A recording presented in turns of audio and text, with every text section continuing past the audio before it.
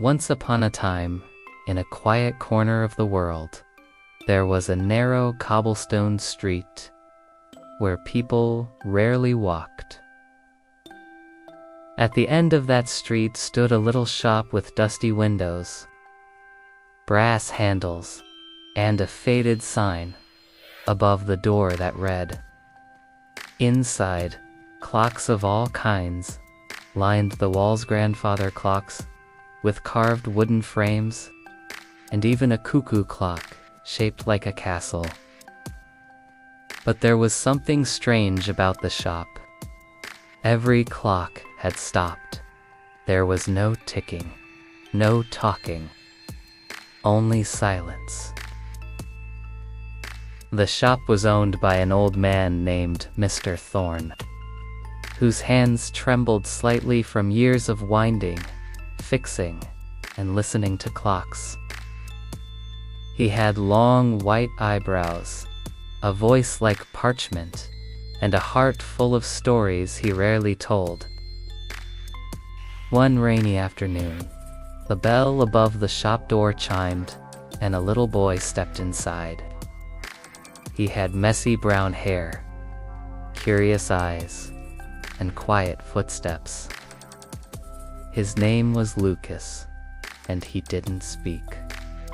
Not because he couldn't, but because he didn't need to. He heard things others didn't. Not just sounds, but feelings, echoes, time. Lucas's mother smiled shyly at the old man. "He always has." Mr. Thorne tilted his head. "Clocks that don't tick?" he asked gently. Lucas walked forward and placed his hand on a tall standing clock. Then he closed his eyes. A few moments later, he knocked on the wooden side in a rhythm: tick-tock, tick-pause, tuck. "Broken gear," Mr. Thorne whispered. And from that day forward, Lucas returned again and again. The old clockmaker and the quiet boy became an unusual team. Lucas didn't speak, but he listened to clocks as if they had voices.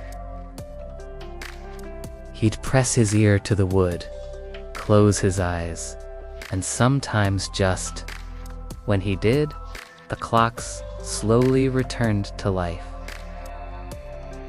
Mr. Thorne would say, "You don't fix clocks, Lucas. You understand them?" Together they repaired more than just the ticking. They brought back lost time. People began bringing their clocks from far away, but they didn't just want the hour restored. They wanted to feel something again. One winter evening, when the streets were silent under a blanket of snow, Lucas wandered to the back of the shop. Behind a cracked cabinet door, tucked beneath velvet cloth, he found it. A small golden pocket watch, engraved with vines and stars. It wasn't like the others. It felt warm in his palm. He opened it. The hands didn't move, but inside the lid, something was carved. Only a child with listening in his heart can bring back the time I hold apart. Mr. Thorne froze when he saw it. "I've never been able to fix that one," he said. That night, Lucas dreamed.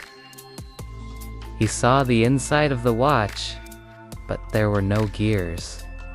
Instead, there was a scene. A garden. A mother brushing leaves from her child's hair. A soft voice saying, "Time moves forward, but love stays in the spaces in between." The next morning, Lucas returned to the shop early.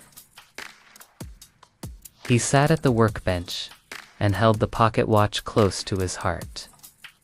Then, Not music made with notes, but music made of memory.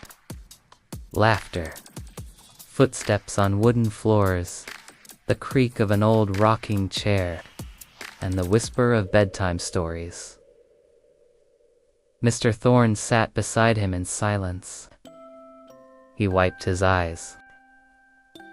"That's my mother's voice," he said, barely breathing. "I thought I'd forgotten it." From that day on, the shop changed. People no longer came for time. They came for something more. When Lucas touched a clock, a lonely old man remembered the sound of his father's whistle as he came home from the mines. A young woman heard the first lullaby she ever sang to her baby. A little boy, whose best friend had moved away, suddenly felt a warm summer day return to him. Lucas didn't speak, but he healed hearts through the silence between the ticks. Word spread beyond the village. People said, "There's a boy who can hear your time and help you remember what matters most." Lucas was still small, still quiet, but he had become a guardian of memory, a keeper of time. Years passed. One golden autumn morning, the bell over the door didn't ring. The shop was closed.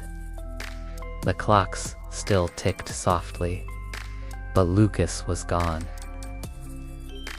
No one knew where he went.